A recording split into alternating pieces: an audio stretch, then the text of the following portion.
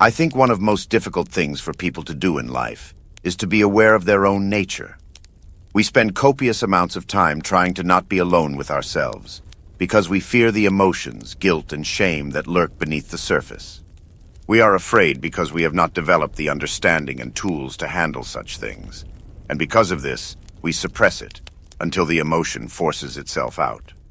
What we first must do is come to the understanding that many of the things we believe to be true are not. We must ask ourselves where awareness comes from.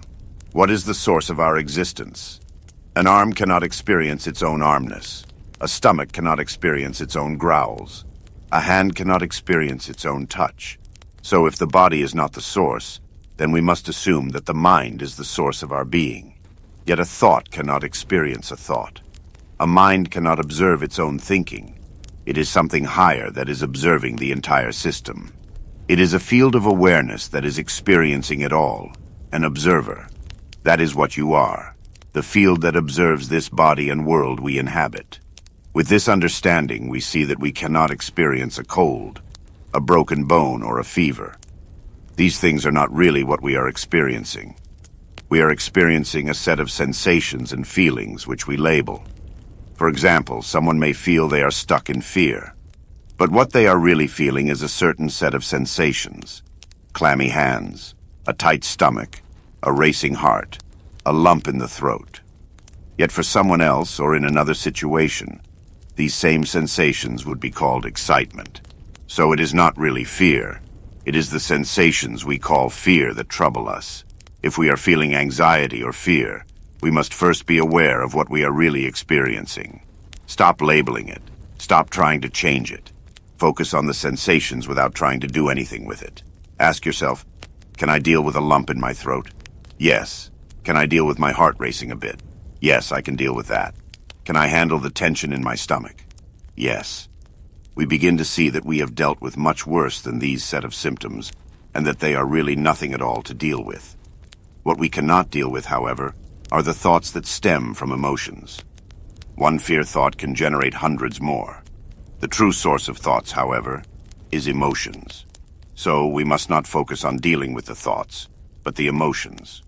So we break down what it is that burdens us if we must. But in reality, all it takes is the understanding that once we let something be and don't try to change it, the sooner we will be rid of it. Negative emotion wants an outlet. It does not want to be with you, just as much as you don't want to be with it. The attitude one must have, however, is one of indifference. If you are feeling anxiety, you say, I don't care if you tag along, but there are things I have to do today. We do not allow the feeling to control us. All fears really come down to a fear of death.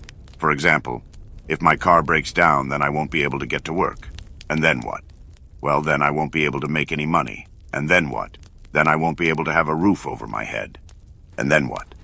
Then I will be on the street. And then what? Then I'll be alone and probably starve to death. And then what?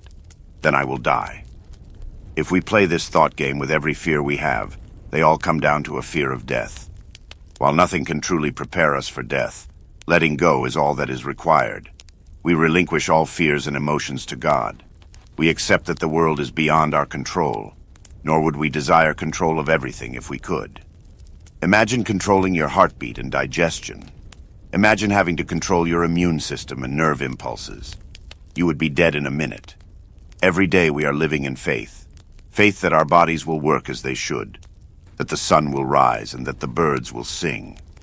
We have faith that the ground under us will not collapse, or that the people who make our food will not poison us. If we live in fear thoughts, if we live in fear of death, we are not truly living in reality. All you have ever known is existence, and it is all you can ever know.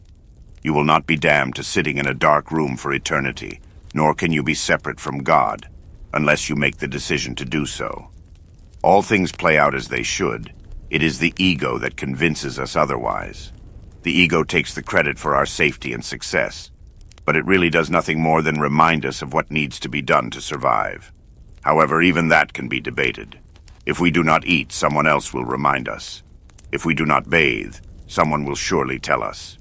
Even our deaths are decided. No amount of preparation or worry can change that. Surrender your control to something higher than yourself. Be present. and be with yourself. It takes practice, but I know you can do it.